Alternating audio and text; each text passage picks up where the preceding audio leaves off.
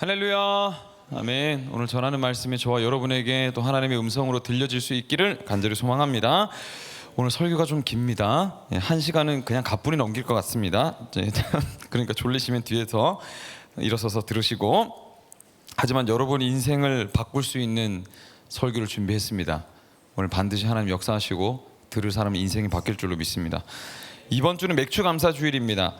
그 맥추감사 주일이 우리나라에 있는 절기거든요. 그러니까 한 해의 첫 열매를 수확하는 시기가 이제 보통 맥추, 그러니까 보리를 거두는 시기로 이게 얘기를 하는데, 한 10월 하순이나 중순쯤에 이렇게 이제 보리를 심었다가 5월 말이나 6월 초쯤 이렇게 이제 보리를 추수하게 됩니다.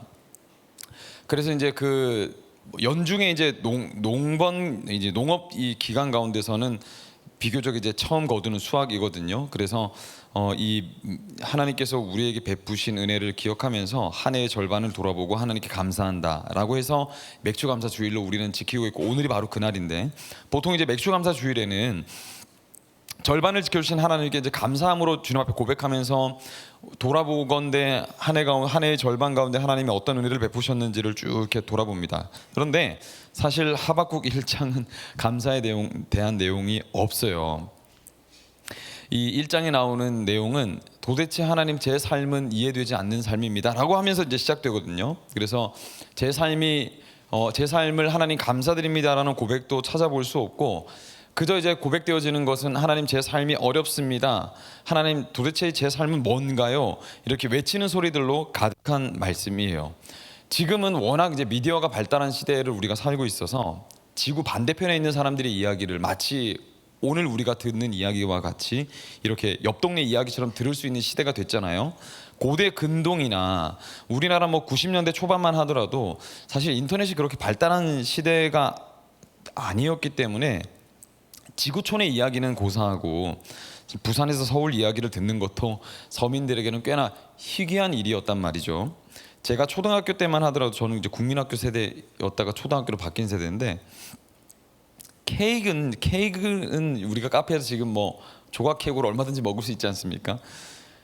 저 때는 나 때는 케이크는 1년에 한 번 생일 때나 먹을 수 있었고, 해외여행은 정말 좀 생소한 일이었어요.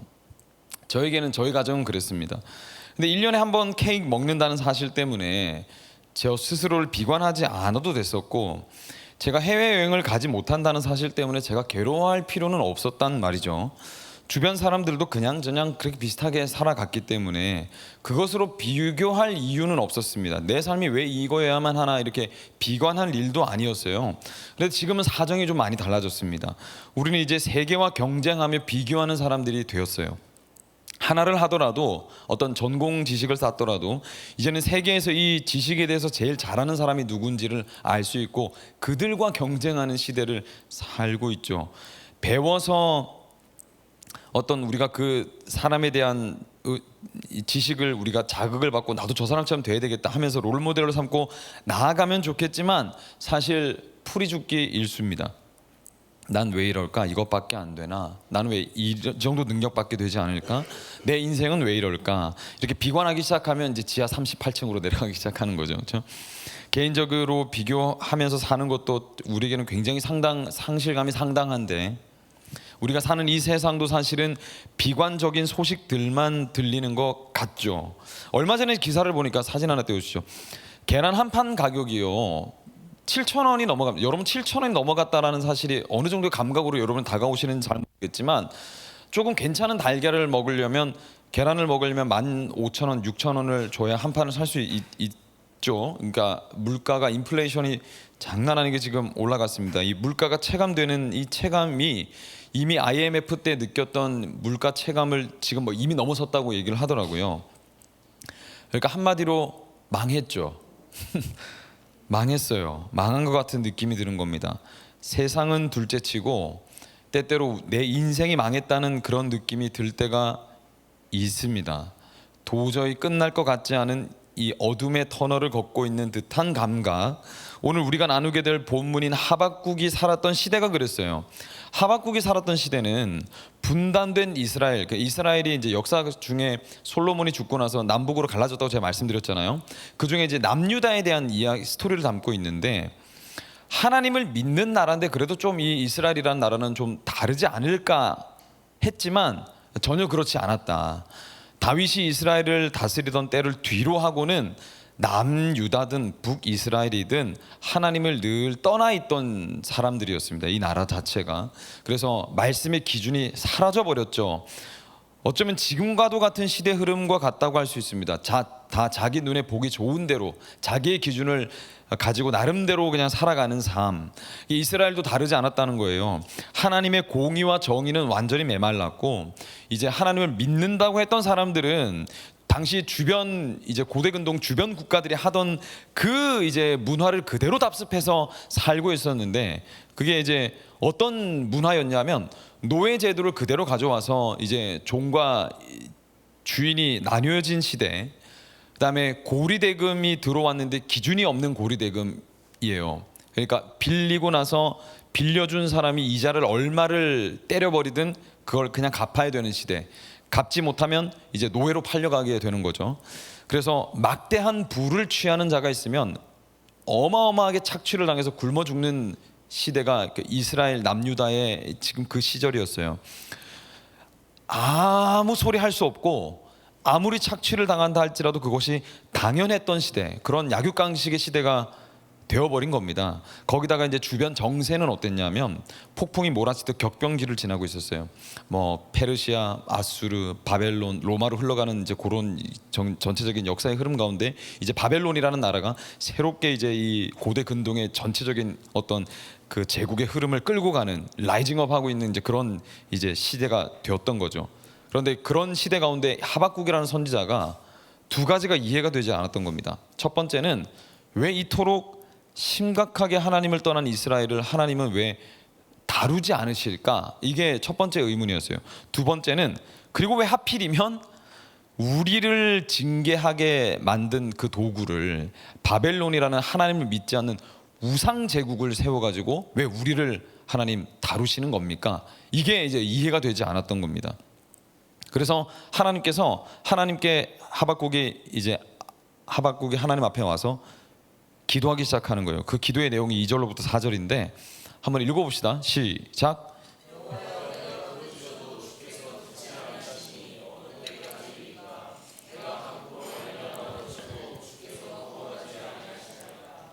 어찌하여 내게 죄악을 보게 하시며 폐역을 눈으로 보게 하시나이까. 겁탈과 강포가 내 앞에 있고 변론과 분쟁이 일어났나이다. 이러므로 율법이 해이하고 정의가 전혀 시행되지 못하오니 이는 악인이 의인을 애워쌌으므로 정의가 굽게 행하여짐이니이다. 이게 마치 이런 거예요. 하나님, 제가 가만히 본데 가만히 있으니까 저희가 가만히 있는 줄 아십니까? 도대체 공의와 정의는 어디로 간 겁니까, 하나님? 어떻게 지금 이스라엘이라는 나라에 하나님 다 잊어버리고 정신 못 차리고 살아가고 있는 이 사람들을 하나님 왜 다루지 않으시고 징계든 뭐든 해야 될 것 같은데 왜 가만히 계시는 겁니까? 하나님, 우리나라 좀 다스려 주시고 통치하여 주시고 다루어 주시고 지지고 볶아 주십시오. 이렇게 이제 기도를 하는 겁니다. 그랬더니 하나님께서 긴 침묵 뒤에 말씀하시기 시작하는데 그게 이제 5절로 11절까지 담겨 있거든요. 그중에 6절만 우리 한번 봅시다. 6절 시작. 보라, 내가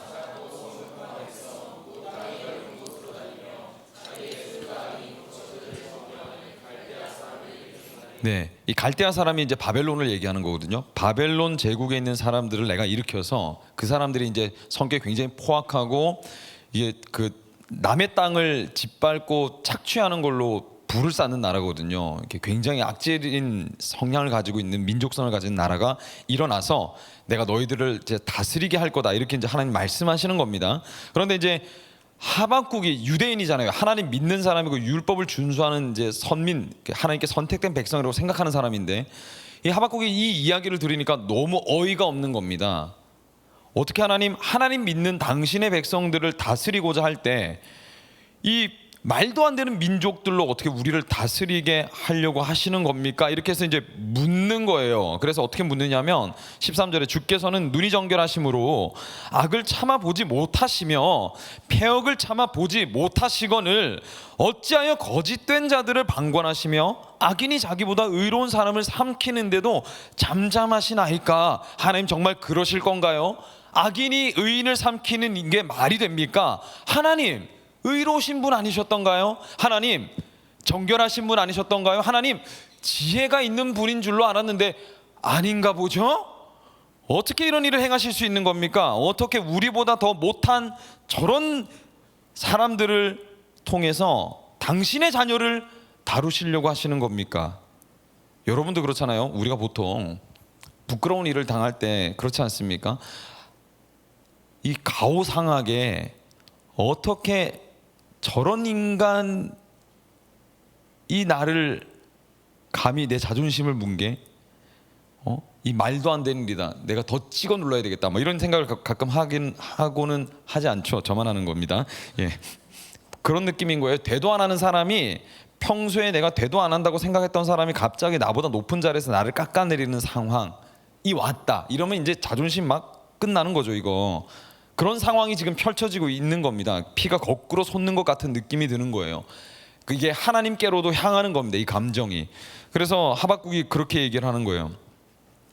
하나님 어떻게 이런 일을 행하실 수 있는 겁니까? 내가 하나님 평소에 내가 하나님 지혜롭고 정결하시고 모든 걸 다 하시고 우리를 위하시는 분인 줄 알았는데 아닌가 보죠? 이렇게 하는 거예요. 마치도 대드는 것처럼 하나님께. 그러니까 이 하박국이 그리고 있는 전체적인 스토리가 하나님에 대한 의문, 하나님께 대해서 도전하고 하나님이 대답하시고 내적 갈등을 겪었다가 다시 쏟아내고 하나님 또 말씀하시고 이런 신앙적 흐름으로 진행되는 소책자거든요. 그래서 다른 선지서들은 이스라엘 열방이여 들어라, 하나님이 너희들을 지금 치려고 한다, 조심하고 회개하고 돌아와라, 이런 얘기들을 가르쳐 있는데 하박국 혼자 하나님하고 지지고 볶는 얘기예요. 선지자로서 이 백성들 지금 어떡할 겁니까? 내가 이렇게 할 거다. 예? 이렇게 하는 거죠. 그럼 하나님 이게 도대체 무슨 말입니까? 내가 이렇게 할 거야. 예? 뭐 이렇게 이제 하는 그런 내적 갈등을 갖고 있는 소책자죠. 여러분, 하박국도 그랬지만 요즘 우리네 삶이 그렇습니다. 어렵죠. 웃을 일이 잘 없는 시대예요. 그런데 맥주 감사 주일이 왔네. 잘 들어보지도 못한 맥주 감사 주일이 왔어요. 안 그래도 별로 감사할 것이 없는데 갑자기 청년부 목사가 우리 감사하자, 그래도 감사하자라고 하면 기쁨이 막 레버리지 돼야 되는데 짜증이 2배 3배 레버리지 되시죠. 돈 내라고 하는가 보다 부담도 되고요. 안 그래도 요즘 뭐 주식이 롤러코스터 탄다고 하던데 예, 갑자기 안색이 어두워지시는 분은 없으시네요. 투자했다가 물리지 않으시기를 바라고. 삶이 참 쉽지 않죠. 때로 시대까지도 맞물려 가지고 더 쉽지 않을 때가 있습니다. 지금 우리가 사는 시대가 그렇죠. 영적으로는 완전히 메말랐고 하나님의 기준은 사라지고 있고 기독교의 문화 위에 세워진 문명의 기틀이 지금 다 부서지고 있는 중에 있어요. 그렇죠? 예, 기독교 안에서 인간을 소중히 여기고 인권을 주장했고 사랑과 존중과 배려 모든 이 가치들이 지금 이 부서지고 사라지고 있는 와중에 있거든요. 그래서 뭐가 지금 뜨고 있습니까? 돈이 전부고 성공이 전부다. 돈을 위해서라면 죽여도 되고 사람들 착취 얼마든지 해도 된다라는 문화가 올라오고 있어요. 사람의 감정이 점점 메말리게 되죠. 영적으로 이제 메말르게 되니까 인간에 대한 인류의 뭐 이런 것들이 지금 사라지고 있는 와중에 지금 우리가 살아가고 있는 겁니다. 그 가운데 우리가 하나님을 믿고 살고 있어요. 신앙생활을 하고 있단 말이죠. 그런데 이 신앙이 여러분에게 도움이 된다고 여러분 혹시 생각이 드시는지는 모르겠어요. 신앙생활이 여러분의 삶에 얼마나 도움이 된다고 여러분 혹시 생각하십니까? 도움이 되지 않는 것처럼 느껴지실 수도 있을 것 같다라는 생각이 들어요. 내 환경과 지금 내 사정과 지금 이 모든 것이 불만스러운 내 감정밖에는 신경 쓸 여력이 없는 것만 같은 그런 마음이 우리 안에서 울컥울컥 올라오고 있을 때가 있죠. 그런데 맥주 감사절, 우리가 어떻게 그럼에도 불구하고 감사할 수 있을지 한번 3가지를 나눠보고자 하는데, 크게 이렇게 얘기를 할 겁니다. 첫 번째는요, 인류 역사상에 우리만 과연 지금 가장 힘든 시대를 살고 있는 건지, 나만 힘든 건지 좀 거시적으로 한번 살펴보고, 두 번째로는 그러면 힘들 때 뭘 해야 될지를 살펴볼 겁니다. 그리고 세 번째로는요, 그럼에도 불구하고 힘들 때 어떻게 감사를 할 수 있을지, 더 나아가면 이 가운데서 신앙을 가진 사람도 있을 거 아닙니까? 그렇죠? 아직 예수님을 모르는 분들도 계실 텐데, 예수님을 아시는 우리 청년들은 이런 어려운 상황에도 하나님께 어떻게 드릴 수 있을지, 어떻게 하나님께 드릴 수 있을지, 삶과 물질과 에너지를 어떻게 드릴 수 있을지, 그거를 얘기하고 마무리하려고 하거든요. 먼저 여러분, 우리만 힘든 건 아닙니다. 로 시작해 보면 좋을 것 같아요. 우리만 힘든 건 아니다. 이건 뭐 꼰대같이 야 니들만 힘들어? 니들만 힘든 거 아니야? 이런 얘기를 하려고 하는 게 아니라 우리는 다 힘들다고 얘기를 하려고 하는 겁니다. 여러분, 우리가 잘 때때로 까먹어서 그렇지요. 인류 역사는요, 그놈의 아담, 조상욕은 함부로 하는 게 아니라고 했는데, 아담이 하나님을 배신하고 난 뒤로부터 인류는 꾸준하게 힘들고 어려운 시기를 지나왔습니다. 그런 말 있지 않습니까? 그 복싱 선수 마이크 타이슨 선수가 했던 말 있잖아요. Everyone has a plan until they get punched in the mouth. 이 무슨 말입니까?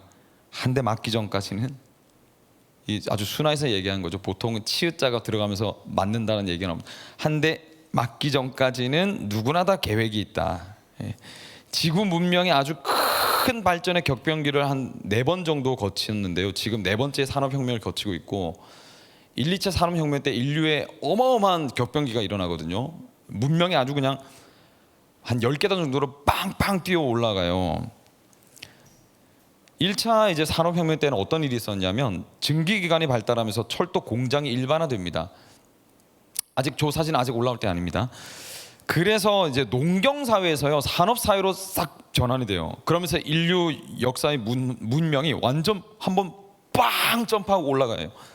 그리고 이제 2차 산업혁명이 바로 이제 시작되거든요. 전기가 개발되고, 그다음에 자동차가 나오고, 전화가 나오고, 비행기가 나오고, 컨베이어 벨트가 만들어지면서 대량 생산이 시작되면서 이동 시간도 줄어들고, 그러면서 또 한 번 인류 문명이 완전히 빵 뛰어오릅니다. 완전히 뛰어올라요. 그래서 의료기술과 과학기술이 미친 듯이 성장을 합니다.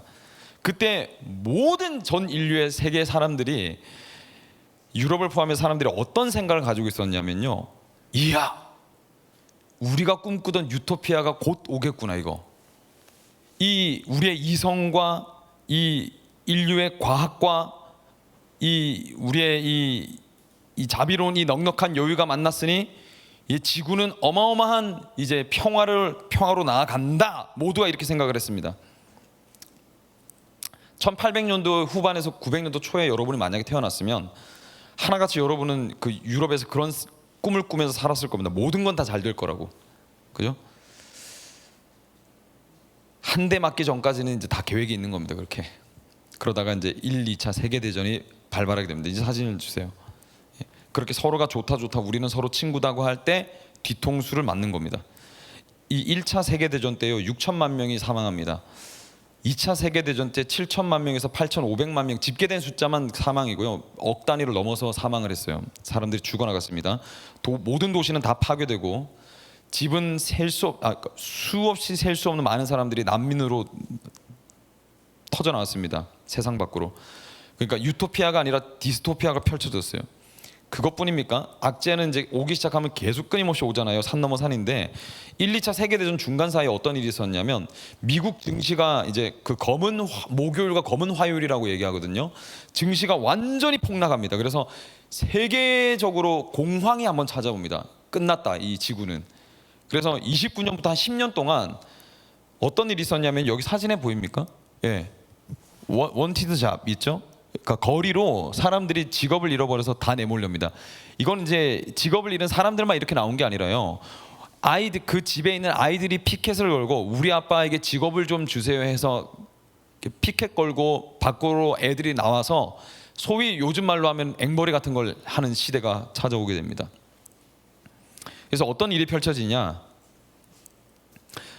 1940년대 말에는요, 세계는 겨울이 되면 수천 명이 죽어나가는 건 그냥 일반적인 일이었다고 합니다. 예. 그 당시를 사는 사람들은 하나같이 세상 끝났다라고 얘기를 했어요. 최근에 이제 코로나가 터지면서 세계적으로 블루 코로나, 모든 사람들이 거의 대부분 우울감을 겪습니다. 지금 이제 우리 20대에서 40대 정도 이 청년층이 우울감을 이제 2주 이상 느끼는, 극심한 우울감을 느끼는 퍼센테이지가 11.6%거든요. 그런데 코로나 당시에는 30%를 넘어갔습니다. 30%를 넘어갔어요. 그러니까 우리 전 대한민국의 3분의 1 이상이 아주 극심한 우울감을 느꼈다라고 얘기를 하죠. 그 마치 세상이 끝난 것 같은 시기를 우리는 지나왔어요. 비록 얼마 전까지만 해도 그때 사람들이 뭐라고 얘기했습니까? 세상은 끝났다라고 생각했어요. 그러니까 역사적으로 인류는 고통, 압제, 폭력, 착취, 우울의 그림자가 늘 따라다녔습니다. 인류 역사에 여러분 쉬웠던 적은 없었어요. 그러니까 우리만 힘들었던 것이 아니고 인류 문명이 발바르고 쉬웠던 역사는 없었습니다. 그런데 좋은 시절을 살고 있다라는 것이 정상이다라는 생각이 왜 우리 안에 자리 잡고 있을까요? 그러니까 뭔가 풍요를 누리고 좋은 것들을 맛보고 누리는 삶이 정상이다라는 생각이 우리 안에 왜 들어와 있는 걸까? 그만큼 잘 살고 있는 겁니다. 사실은 문명이 어마어마하게 발달하는 거죠. 근데 사실 그것은 팩트가 아니에요. 왜냐하면 지금 어마어마하게 육신적으로는 편하게 살고 있지만 엄청나게 많은 숫자가 아주 극심한 우울감과 공황장애를 겪고 있습니다. 예. 비교할 수 없을 정도로 지금은 수치를 과거와는 도리어 더욱 악한 시대를 우리는 접어들고 있는지도 몰라요. 그래서 저는 여러분에게 위로의 말씀을 드리는 겁니다. 인생은 쉽지 않습니다. 누구에게나 쉽지 않나요? 왜 이렇게 내 인생만 힘든 걸까? 아니요. 지금 수없이 많은 사람들이 인생은 힘들다라고 느끼고 감각하고 있습니다. 그러니까 여러분들만 나만 이렇게 세상이 너무 어렵게 느껴지는 건가? 라고 생각하신다면 심심한 위로의 말씀을 드려요. 인류의 수많은 사람들이 지금 이 세상을 놓고 쉽지 않다라고 생각하면서 살고 있습니다. 여러분 어려우시죠? 위로를 드리자면 이 앞에 서 있는 두 아이의 가장인 저도 50명의 청년의 영혼을 짊어지고 있는 저도 때때로 어렵습니다. 예, 삶은 쉽지 않습니다. 그때 우리는 자연스럽게 질문합니다. 도대체 하나님은 내 삶에, 이 시대에 뭘 하시는가? 왜 이토록 가만히 계실까? 하나님 정말 의로우신 게 맞나? 사랑의 하나님이라면서 왜 나에겐 사랑을 베푸시지 않으시는 것 같을까? 하나님은 내 삶에 이토록 왜 침묵하시는가? 나만 힘든 게 아니라는 걸 우리가 알았어요. 그리고 힘든 게 잘 바뀌지를 않는 걸 알았어요. 그러면 우리는 두 번째로 나아갈 텐데, 힘들 때 그럼 어떻게 해야 될까요? 우리가 오늘 본문을 한번 다시 보기를 원하는데 2절로 4절 말씀 한번 다시 읽어봅시다. 시작.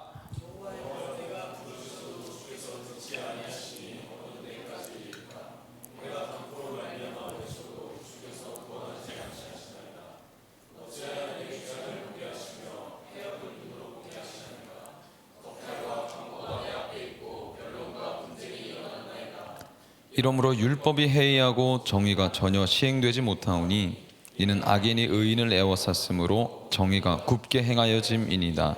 그리고 12절을 한번 봅니다. 12절 하박국 1장 12절 시작.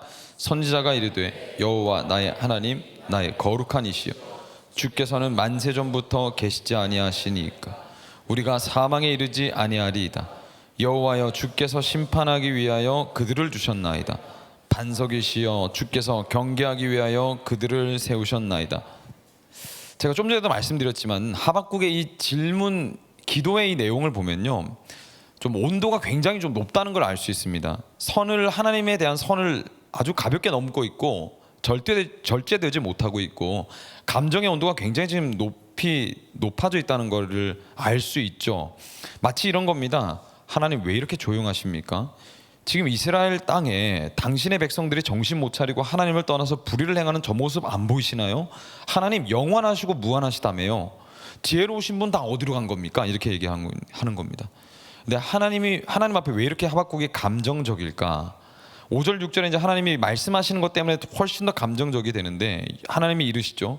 너희는 여러 나라를 보고 또 보고 놀라고 또 놀랄지어다. 너희가 생전에 내가 한 가지 일을 행할 것이라 누가 너희에게 말할지라도 너희가 믿지 아니할 거다. 보라, 내가 사납고 성급한 백성 곧 땅이 넓은 곳으로 다니며 자기의 소유가 아닌 거처들을 점령하는 갈대아 사람 바벨론 내가 일으킬 거다. 걱정하지 마라 하박구가, 내가 바벨론을 일으켜서 너희들을 심판할 거야. 이렇게 말씀하신 거죠. 최근에 여러분 참교육 드라마 제가 한번 언급했었잖아요. 다 보셨죠? 보셨습니까? 참교육 드라마가 도파민이 터지는 이유가 뭡니까? 그걸 볼 때 이야 이거지 하는 이유. 악당들을 올곧고 정의로운 사람이 심판하기 때문에 재밌는 거예요. 그게 그렇잖아요. 그런데 하박국에서 하나님이 뭐라고 말씀하시는 겁니까? 내가 참교육을 할 거다. 이러면 우리는 보통 이 심상을 그립니다. 이야 진짜 이제 예수님과 같은 의로운 존재가 나타나서 이 악인들을 다 쓸어버리겠구나. 할렐루야 이렇게 생각하기 쉬운데 더 악한 사람들을 보내겠다는 거예요. 너희 불의를 잠재하기 위해서 나는 더 큰 불의를 보낼 거다. 이렇게 얘기하는 거죠. 삶의 고난이 찾아왔어요. 어렵고 힘들고 속 시끄럽습니다. 하나님께 나와서 기도하고 부르짖습니다. 근데 하나님께서 내가 그 고난을 해결하기 위해 이제 앞으로 더 큰 고난을 줄 것이다. 이렇게 얘기하는 것이죠. 기가 막히지 않습니까? 이겁니다. 이거. 하나님 도대체 뭐 하시는 겁니까? 우리가 여기서 볼 수 있는 하박국은 하나님에 대해서 두 가지 태도를 하고 있는데, 첫 번째, 하나님 앞에서 씨름하고 있습니다. 씨름하고 있어요. 이해되지 않아서 부르짖었고 이해되지 않아도 놓치질 않았습니다. 그러니까 여러분, 저와 여러분들은요, 하나님 앞에 하박국과 같이 어려울 때 씨름할 수 있고 또 씨름을 해야 합니다. 궁금한 걸 참지 마시고 하나님 앞에 가지고 가셔서 기도하며 부르짖고 따지고 쏟아 놓아야 합니다. 하나님이 지혜롭고 다 아시고 해결할 능력이 있다는 걸 안다면 여러분 하나님을 붙드시고 씨름하는 것이 맞죠. 때때로 여러분 우리의 신앙관 중에 전통적인 신앙관에서 이런 생각을 하는 사람들을 종종 만납니다. 전통적인 종교관 안에 있으면 이렇게 하나님 앞에 나와서 이런 얘기를 쏟아놓는 걸 무서워합니다. 어떻게 지고하신 하나님 앞에, 고매하신 하나님 앞에 이렇게 대들 수 있어? 이건 신성모독이야. 그렇게 함부로 나대다가는 천벌 받을지도 몰라. 그러니까 조용히 있는 게 낫지라고 생각할 수 있죠. 그런데 여러분, 이렇게 한다고 마음이 해결될까? 해결이 하나도 안 되죠. 그러니까 하나님 앞에 나와서 부르짖으셔야 돼요. 기도하고 매달리고 투정 부리고 쏟아놓고, 그래서 하나님의 음성을 들을 때까지 그렇게 하셔야 합니다. 여러분의 마음이 답답해서 고난이 찾아와서 이해가 되지 않을 때는. 근데 시편 주석을 쓴 그 데렉 키드너라는 신학자가 있거든요. 이분이 어떤 얘기를 했냐면요, 하나님은 시편을 주석할 때 시편에 이런 내용들이 엄청 많이 담겨 있거든요. 하나님은 이런 기도를 보존하신다 이렇게 얘기해요.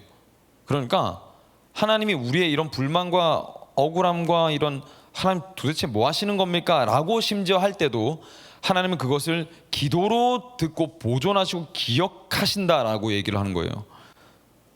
우리가 여러분 사실 하나님을 함부로 대하면 안 됩니다. 사실 하나님을 함부로 하면 안 돼요. 예. 사실은 그렇습니다. 하나님은 우리가 함부로 대할 수 있는 분이 아닙니다. 하나님은 창조주이시기 때문에 사실 이렇게 선을 넘는 태도와 말을 했다간 사실은 천벌받아서 한 방에 죽는 게 보통은 맞아요. 사실 이렇게 했다간 하나님이 언제 우리를 죽이실지 모릅니다. 이건 신성모독입니다 사실. 예. 그런데 하나님은 그걸 기도로 들으십니다. 그리고 화내지 않으시고 그거를 받으시고 기억하셔서 응답하시겠다고 하세요. 왜일까요? 여러분은 예수 그리스도를 옷 입고 있는 사람이기 때문에, 그 이유 단 하나가 있기 때문에 하나님은 여러분을 죽이지 않으시는 겁니다. 예. 여러분 예수의 옷을 입고 있는 사람들이기 때문에, 다른 말로 여러분들은 복음을 영접한, 예수 그리스도의 복음을 영접한 사람이기 때문에 하나님께서 이 기도를 흘리지 않으시고 들으시고 받으시고 응답할 준비를 하고 계신다는 겁니다. 이유는 그것 말고는 없어요. 아니었으면 우리는 구약 백성들처럼 다 죽었을 겁니다. 아마 다 죽었을 거예요. 다른 말로 하나님이 우리 기도를 들으시는 이유는, 우리가 씨름할 수 있는 이유는 복음 때문에 가능한 겁니다. 때때로 선을 넘어도 하나님이 그것을 야, 너 나한테 이렇게 태도하고 이런 얘기를 나한테 해? 내가 너를 심판하겠다 이렇게 보통을 하셔야 되는데 그걸 심판의 재료로 삼지 않으시고 그걸 기도로 받으시는 유일한 이유는 우리에게 십자가 은혜가 있기 때문입니다. 그리스도의 복음이 뭘 말하고 있습니까? 복음은 우리가 완벽하기를 기대하지 않는다고 얘기합니다. 우리가 철저히 무력할 수 있다는 것을 말합니다. 완벽하게 감정을 통제하기 때문에 너의 하나님이 되겠다고 하지 않으십니다. 오히려 복음은 아무것도 할 수 있는 것이 없고 우리가 연약한 존재이기 때문에 내가 십자가를 졌노라 라고 말씀하고 있어요. 그래서 그 은혜 덕분에 우리는 하나님 앞에 오늘도 씨름할 수 있는 겁니다. 하나님은 우리가 은혜가 필요한 존재라는 걸 십자가에서 다 말씀하셨어요. 나는 너희들이 은혜가 필요한 존재라는 걸 알아. 나는 너희들이 연약한 존재라는 걸 내가 알고 있어. 그래서 나는 너희들의 이 기도를 기도 같지 않은 기도를 할지라도 나는 이걸 너희들의 토로하는 기도로 내가 받을 거야. 이렇게 말씀하시는 거죠. 하나님 어떻게 그럴 수 있는 겁니까? 라는 이 말의 마음 깊숙이에는 하나님 도와주세요. 하나님 저는 하나님이 필요합니다 라고 받으시겠다는 거죠. 왜? 예수 그리스도의 십자가 그 복음이 우리 안에 있기 때문에, 그 은혜가 있기 때문에. 오늘도 씨름하는 기도를 하나님이 받으시는 이유는요, 하나님이 우리에게 베푸신 은혜가 크시기 때문입니다. 그리고 하나님의 사람은 하박국과 같이 하나님을 떠나지 않습니다. 그러니까 여러분 고난을 당할 때 제일 힘든 게 뭡니까? 이해되지 않아서 힘든 거잖아요. 그렇죠?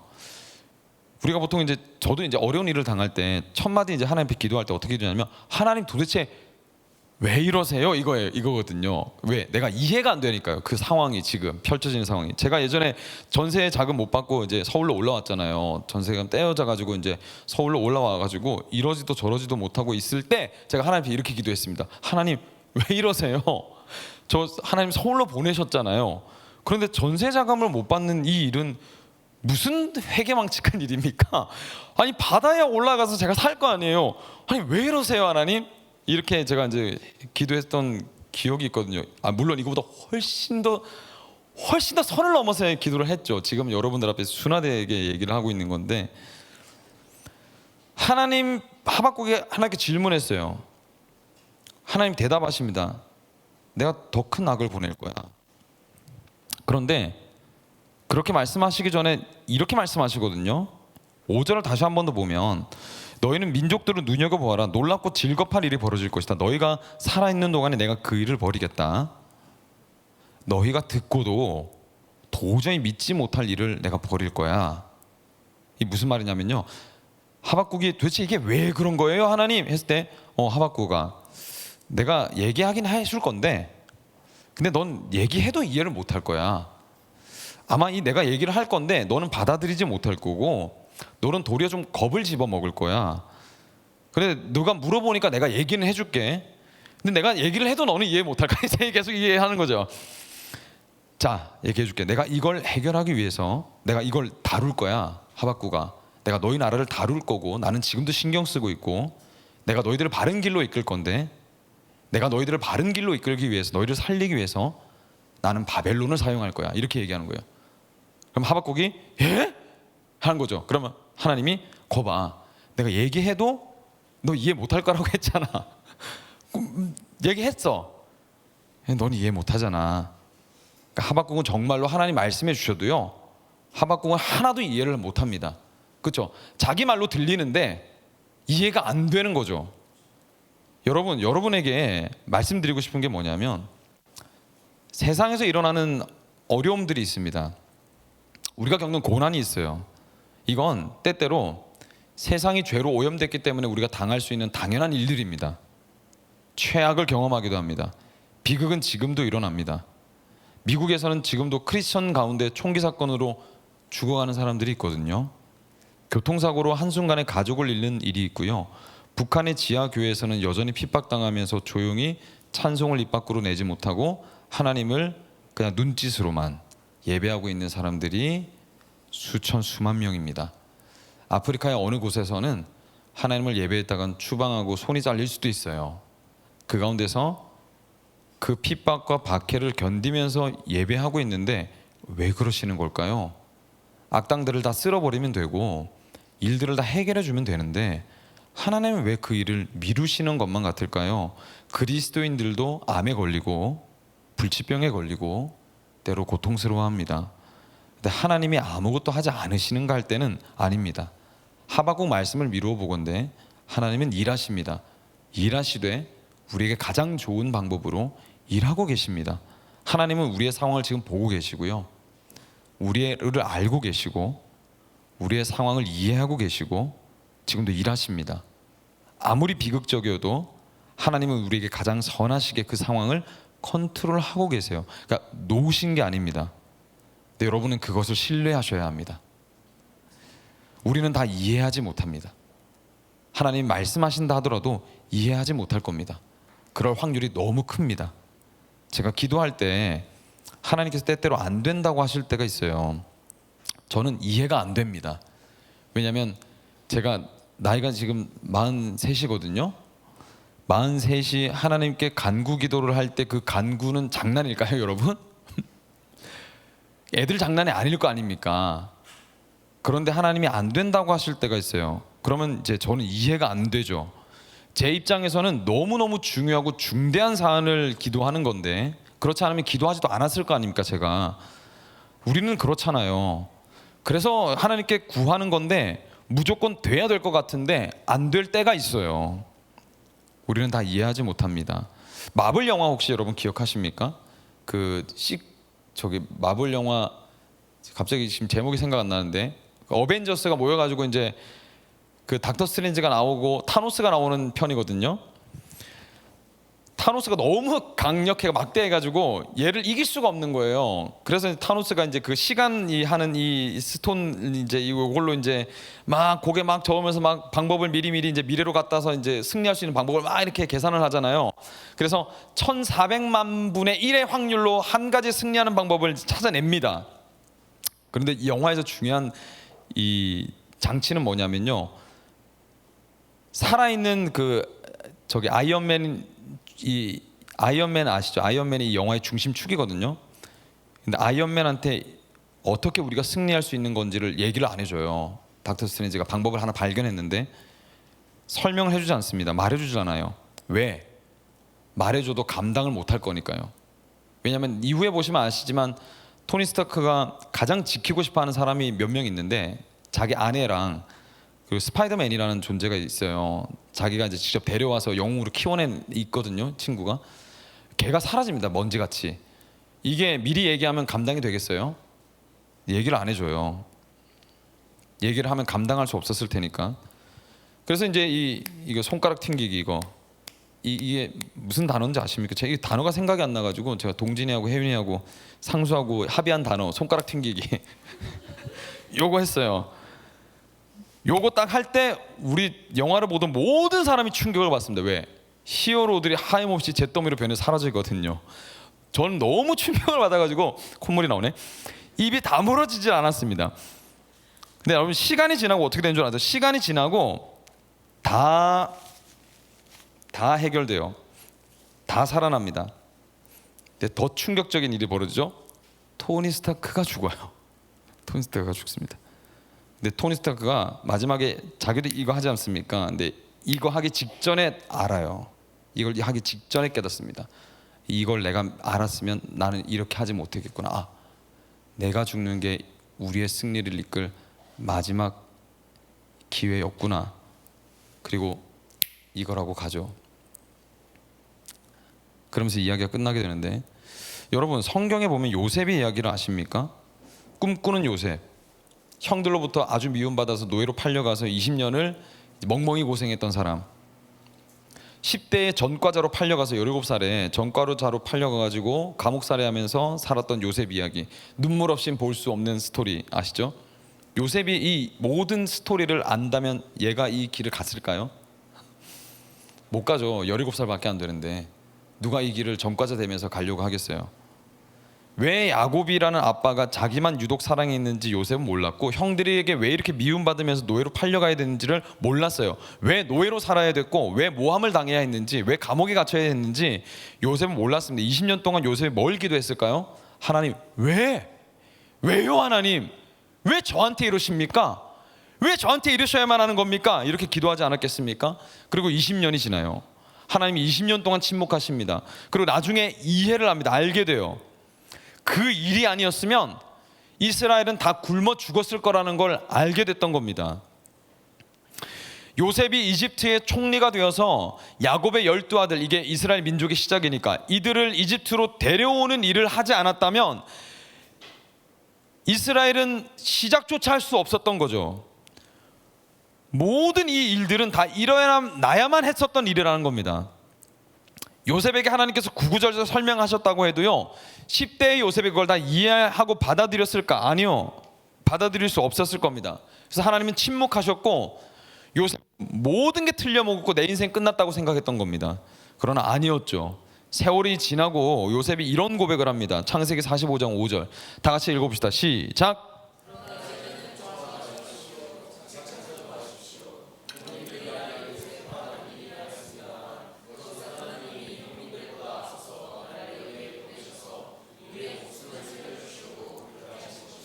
요셉은 시간이 많이 지나고 알았던 겁니다. 이 일이 아니오고서는, 내가 이 일을 겪지 않고서는 우리가 살 길이 없었구나. 하나님께서 우리를 도우시고 살리시기 위해선 이 일들이 하나하나 모두 일어나야만 했던 것이었구나를 깨닫게 됩니다. 제가 두 아이를 키우고 있잖아요. 우리 아이들이 아주 어렸을 때에 제 눈에 보기에는 얘가 도저히 너무 말도 안 되는 행동을 요구할 때가 있습니다. 뭔가를. 그러면 저는 딱 잘라 안 된다고 합니다. 말이 안 되면 뺏기라도 해요. 아니면 아주 눈물 쏙 빠지도록 혼내기도 합니다. 제 첫째나 둘째 아이가 그때 이해합니까? 안 된다고 한다고? 그 말이 안 들려요. 그냥 달라고, 그냥 안 돼, 주세요, 안 줘, 그럼 난 울어버릴까요? 왕 우는 거예요. 예. 때를 씁니다. 설명해줘도 못 알아먹어요. 몰라 줘, 막 이렇게만 할 뿐이죠. 지금은 스마트폰으로 전쟁 중인데 줄 수도 없고 안 줄 수도 없고, 그 마음을 아십니까 여러분? 예? 애들도 죽겠지만 부모인 저는 더 죽겠어요. 하나님은 로봇가 아니십니다. 여러분, 하나님이 우리를 골탕 먹이고 싶으실까요? 하나님은 안 괴로우실까요? 하나님 마음이 안 애우르실까요? 이건 뭐 다음에 한번 얘기해 보기로 하고, 여러분, 하나님과 우리와의 간격은 아이와 부모와의 간격보다 훨씬 더 큽니다. 그런데 우리가 다 말씀해 주신다고 이해하려고 한들 우리가 다 이해할 수나 있을까요? 그런데 분명한 건 뭡니까? 내가 이해하지 못하는 하나님, 내가 원하는 대로 응답해 주지 않으시는 하나님이라면서 하나님을 떠나버린다는 것은, 이건 인생에 있어서 가장 어리석은 일이라는 겁니다. 이건 5살짜리 아이보다 미성숙한 행동이라는 거예요. 왜? 아이는 부모의 곁을 떠나지 않습니다. 아무리 때를 써도요. 안 된다고 한다고 그 곁을 떠나지는 않아요. 다시 한번 말씀드리지만 우리는 하나님을 신뢰하셔야 합니다. 이해하지 못해도 신뢰하며 떠나질 말아야 해요. 그 안에 머무르십시오. 하나님을 신뢰하지 않고 만약에 떠나버리신다면 우리는 영적으로는 반드시 죽을 것이고요, 육적으로도 그럴 수 있습니다. 그런데 왜 이해되지도 않는 하나님을 신뢰해야 될까요? 하나님이 언제나 우리를 위하시고 이 시대를 위한 가장 바른 일을 하고 계시다는 것을 어떻게 우리가 신뢰할 수 있을까? 우리 눈에 보이기에 전혀 나를 위한 게 아니라는 생각만 가득한데도 어떻게 하나님은 우리를 위해서 지금도 일하고 계심을 어떻게 신뢰할 수 있을까? 내가 원하는 대로 하나도 안 일어나고 있는데도 불구하고 하나님은 나에게 선하신 분이시다라는 걸 내가 어떻게 신뢰할 수 있을까요? 하박국의 상황을 간단히 제가 말씀드립니다. 이런 일들은 인류 역사의, 개개인의 역사에서도 끊임없이 계속해서 일어났었는데, 대표적으로는 여러분, 그 빌리 그레이엄 목사님 아십니까? 전도자. 그분의 인생 한번 찾아보세요. 그분이 어떻게 전도 받아가지고 그분이 2억 명에게 복음을 전하는 사람으로 쓰임 받았거든요. 한번 찾아보세요. 그 사람의 삶을 한번 추적해 보십시오. 말도 안 되는 일들이 일어나서 그 사람이 목사가 됐어요. 하나님은 그런 일들을 행하신다는 겁니다. 그 2억 명 안에 우리가 있을 수 있습니다. 우리가 있을 수 있어요. 그 복음의 메시지를 누군가 듣고 우리가 전달받아서 우리가 생명을 얻게 되는 일을 빌리 그레이엄 목사님을 통해서 일을 하셨는데, 그분 예수 믿는 사람 아니었어요. 나중에 한번 추적해 보십시오. 하박국, 이스라엘이 나중에 바벨론 때문에 멸망합니다. 완전히 망해요. 끝나요. 나라가 아예 끝나버립니다. 그래서 그 안에 남아있던 유대인 다 포로로 끌려가요. 비참하죠? 유대인들은 하나같이 통곡했습니다. 하나님 끝났고 우리나라 망했다고. 그런데 잘 보세요. 유대인들이 세 개로 흩어집니다. 정말 뿔뿔이 다 흩어져요. 그리고 나서 그곳에서 유대인들이 공동체를 이루거든요. 남자 유대인 12명이 모이면 회당을 하나 무조건 짓는 율법이 있습니다. 법이 있어요. 회당이 지어지기 시작합니다. 세계 곳곳에. 이게 우리로 치면 예배당이 세워지는 겁니다. 그리고 역사가 흘러갑니다. 로마 제국이 일어나요. 그다음에 팍스 로마나 모든 걸 로마로부터 해서 이 도로가 쫙 전 세계로 고도로 발달합니다. 그리고 바울이 등장합니다. 하나님 바울을 야, 넌 나를 위해 쓰임 받아야 되겠다고 바울을 땅 일으키세요. 가는 곳곳마다 뭐가 있었습니까? 회당이 있었어요. 그곳에 누가 있었습니까? 하나님을 이해하는 유대인들이 있었습니다. 그들이 예수 그리스도의 복음을 듣고 예수 그리스도를 영접함으로 말미암아 복음이 폭발적으로 증가하게 됩니다. 고대 근동의 폭력과 압제로 이스라엘이 흩어졌지만 교회가 세워짐으로 폭력이 멈췄습니다. 폭력과 압제로 인생이 끝난 것 같았지만 폭력이 멈추게 됩니다. 복음이 들어섬으로 종과 주인은 하나가 되고 착취는 그쳤습니다. 수많은 생명이 심겨져 수많은 사람들이 영생을 얻기 시작해요. 우리는 하나님을 신뢰할 수 있습니다. 하나님은 선하십니다. 그 일이 이해되지 않아도 왜 그렇게 하시는지는 몰라도 하나님의 인류 역사 가운데 늘 그렇게 하셨듯 가장 선하심으로 우리를 세워 가실 것입니다. 그 일이 우리를 살리게 될 겁니다. 여러분 신뢰하십시오. 그 일이 우리를 살리는 일이 될 겁니다. 그리고 우리는 하나님이 우리에게 언제나 선하심을 가장 선명하게 알 수 있는 사건을 하나 보게 되는데 그걸 어디서 볼 수 있습니까? 예수 그리스도의 십자가 사건에서 알 수 있습니다. 하나님이 우리에게 언제나 선하신 분이시라는 걸. 예배 받으셔야 했을 그리스도께서는 우리에게 폭력과 압제를 당하셨고 비참한 수모를 겪으셔야 했어요. 하나님께로부터도 침묵당하시고 버림받으셨습니다. 그래서 우리는 하나님께 얻은 바 되었고 생명을 누리게 되었고 하나님은 언제나 우리에게 신실하실 수밖에 없게 됐습니다. 하나님은 언제나 우리에게 선하신 분이십니다. 그거 십자가에서 증명됐어요. 우리가 다른 건 다 이해하지 못해도 십자가 하나의 사건이 우리에게 있다면 우리가 하나님을 신뢰할 수 있는 겁니다. 하나님은 언제나 우리를 위하여 선하십니다. 제가 수련회 때 제가 이걸 가지고 풀어낼 건데 여러분 인생에 둘도 없는 하여튼 시간을 가지게 될 겁니다. 기대하십시오. 그리고 하나님 신뢰하십시오. 이해가 안 돼서 답답하시면 씨름하시고 그러나 하나님 떠나시면 안 돼요. 절대. 여러분 이미 정답을 찾은 인생입니다. 제가 여러분 분명히 말씀드리는데 교회 와서 여러분 이 자리에 앉아서 여러분 예배 드리면서 지금 이 말씀을 듣고 있다는 건 여러분 하나님께서 여러분 인생에 가장 큰 지금 복을 베풀고 계신 겁니다. 그걸 꼭 기억하시고 하나님을 신뢰하십시오. 설교 끝나지 않았어요. 이제 마지막 대지로 우리가 갈 건데 이건 짧게 나누고 가겠습니다. 그럼에도 우리는 감사할 수 있고 드릴 수 있습니다. 신명기 26장에 보면요, 오늘 우리가 지키는 맥주 감사 주일에 대한 근거 본문을 얘기하는데 26장 2절에 보면 이렇게 얘기합니다. 한번 다 같이 읽어볼까요? 시작. 하나님 여호와께서 내게 주신 땅에서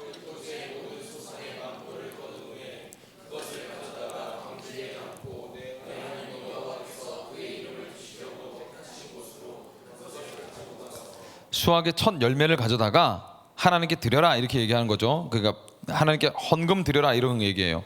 맥주 감사 헌금을 주께 드려라, 11조를 드려라, 감사 헌금을 드려라, 주정 헌금을 드려라 이렇게 할 수 있습니다. 우리는 예배를 드릴 때 헌금까지도 심지어 드릴 수 있습니다. 드려야 한다고 명령하고 싶지는 않아요 제가. 왜냐하면 이건 여러분의 신앙에 여러분들이 예수 그리스도의 복음을 정말 이해한다면 드릴 수밖에 없기 때문에. 근데 헌금을 드릴 때 제가 말씀드리고 싶은 건 여러분이 만약 헌금을 하시겠다고 할 때는 어떤 마음으로 드려야 되는지를 제가 말씀드리고 싶은데 신명기의 첫 열매 수확을 하나님께 드릴 때 그냥 헌금만 드리면 되지 않았어요. 헌금하기 직전에 해야 되는 행위가 하나 있었는데 하나님 명령하신 게 있습니다. 유진 피터슨의 메시지 성경에 보면 이제 2절 뒤후의 이야기를 얘기하고 있거든요. 제가 읽어드릴게요. 내 조상은 하나님께 이렇게 고백을 하는 겁니다. 하나님, 제 조상은 방랑하는 아람 사람으로 이집트로 내려가 거기서 나그네로 살았습니다. 처음에는 그와 몇 안 되는 형제들이 전부였지만 이내 그들은 크고 강하고 수가 많은 민족이 되었습니다.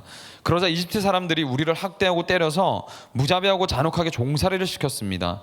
우리가 하나님, 우리 조상의 하나님께 울부짖자 그분께서 우리의 소리를 들으시고 우리의 궁핍과 공경과 비참한 처지를 보셨습니다. 하나님께서는 강한 손과 펴신 팔, 큰 위엄과 표적과 이적으로 우리를 이집트에서 이끌어내셨습니다.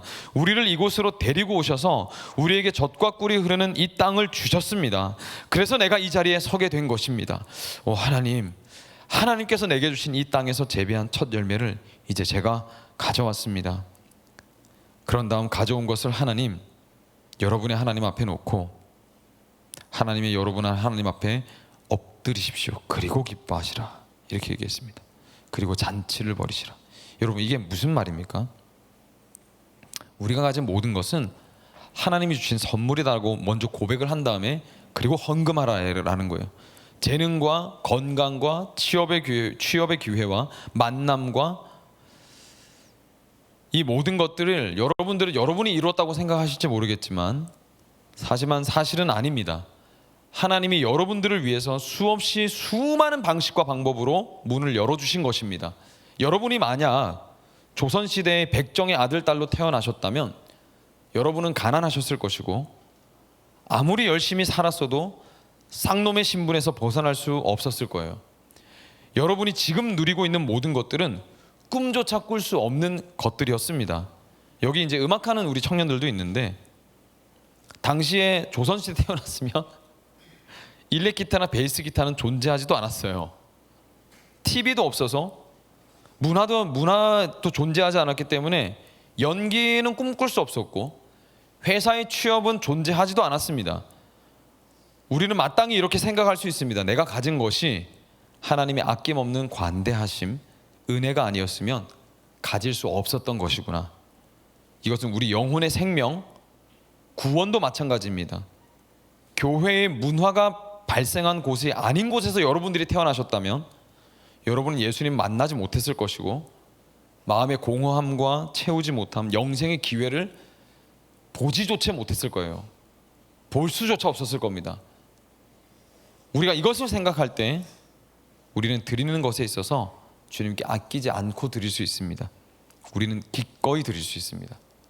우리가 정말 하나님의 은혜를 경험했다면, 우리가 하나님이 우리를 얼마나 사랑하시는지를 우리가 정말로 알고 있다면, 우리가 지금 하나님 안에, 은혜 안에 머물고 있다면 우리는 드리기를 심지어 즐거워할 수 있기조차 합니다.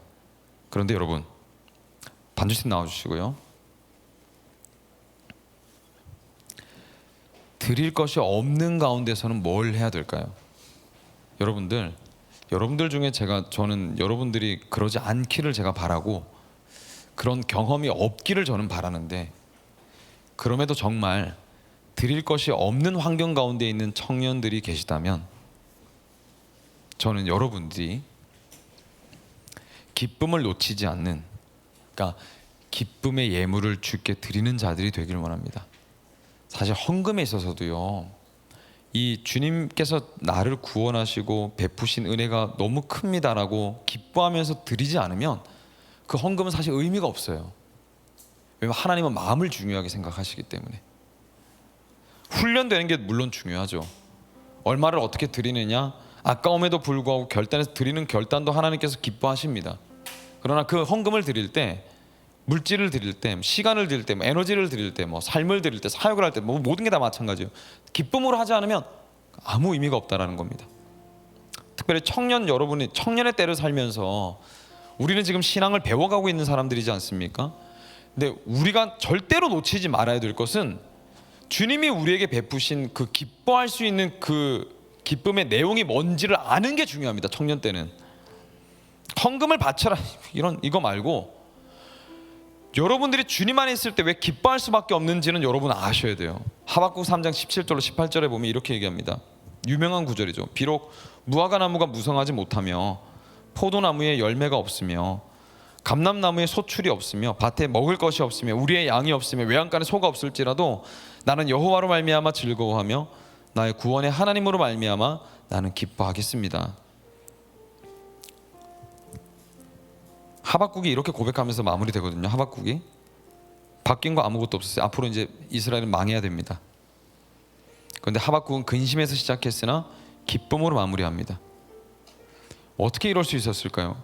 저는 여러분들이 이 비밀을 알기를 간절히 원하는데, 기독교가 줄 수 있는, 하나님이 우리에게 주실 수 있는 가장 강력한 자원은 상황과 환경이 어그러질 대로 어그러졌지만 내 마음은 기뻐할 수 있는 것이 기독교가 줄 수 있는 어마어마한 자원이거든요.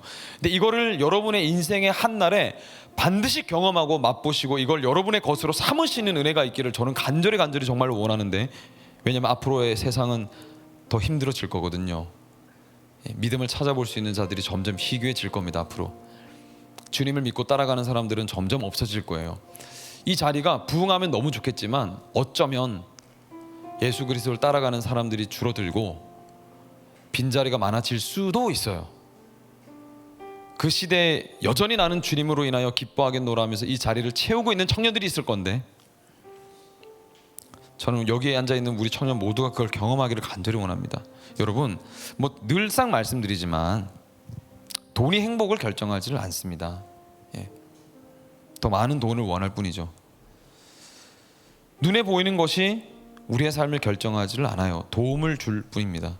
결국 여러분 마음에 하나님과 동행하는 것을 기뻐할 줄 알고 하나님과 동행하는 걸 받아들이고 하나님이 내 삶에 정말 중요한 분이시다라는 것을 생각하게 될 때, 여러분은 굶주림 가운데서도 박해 가운데서도 기뻐할 수 있게 되는 것입니다. 아무것도 없어도 기뻐할 수 있는 이유는 뭐냐면요, 하나님을 얻었기 때문입니다. 하나님을 얻었기 때문에. 그게 뭔지를 여러분 아셔야 돼요. 감각할 수 있어야 됩니다. 나에게는 하나님이 있지, 나에게는 하나님 나라가 있지, 이것 때문에 마음이 평안해지고 기뻐하게 되는 거기까지 가셔야 돼요. 기독교는 알려줄 것이 너무 많습니다. 거기까지 가셔야 돼요.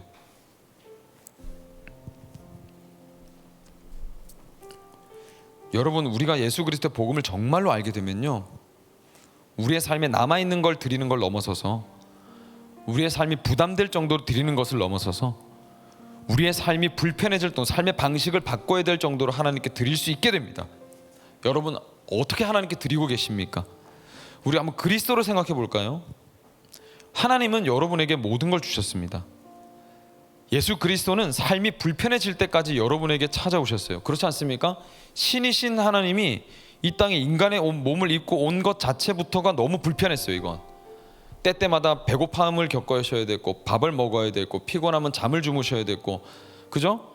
거할 처소가 필요했고, 모든 것들이 다 불편했습니다. 근데 그걸 다 감수하기로 결정하셔서 이 땅에 오신 거예요. 그게 예수 그리스도는 자신의 삶이 바뀌는 지점을 넘어서서 자기 생명을 잃는 지점까지 자신을 여러분에게 주셨습니다. 그래서 우리는 이렇게 고백할 수 있습니다.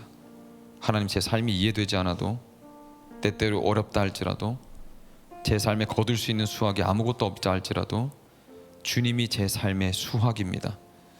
주님이 제 삶의 첫 열매이십니다. 주님이 제 삶의 수확의 기쁨이십니다. 그러니 저는 기뻐합니다. 이 삶의 기쁨과 감사를 놓칠 수 없습니다. 저는 주를 위해 아낌없이 드릴 수 있습니다. 주께서는 저를 위해 생명을 잃어버릴 결단까지 하셨기 때문입니다. 제가 주를 위해서 제 삶의 방식을 바꾸기까지 드리는 것이 문제될 수 없습니다. 이것이 여러분, 주님으로 인해서 변화된 그리스도인의 정서 안에서 일어나는 일입니다. 이것이 그리스도인 안에서 일어나는 마음의 일이에요. 이 생각들과 마음과 고백들이 여러분 안에 여전히 살아계십니까? 그것이 회복되시기를 축복합니다. 냉랭한 마음으로 예배당에 찾아와서 시간이 언제쯤 지날까 이렇게 시간을 보면서 지루해하면서 예배를 드린다는 건 기독교인에게 있어서는 너무너무 안타까운 일입니다. 사실 이 여러분, 하나님에 대한 마음을 여러분들이 잃어버리신 채로 아무것도 하지 않고 여러분들이 삶을 계속해서 살아가시면 그것만큼 고통스러운 건 없을 겁니다. 앞으로.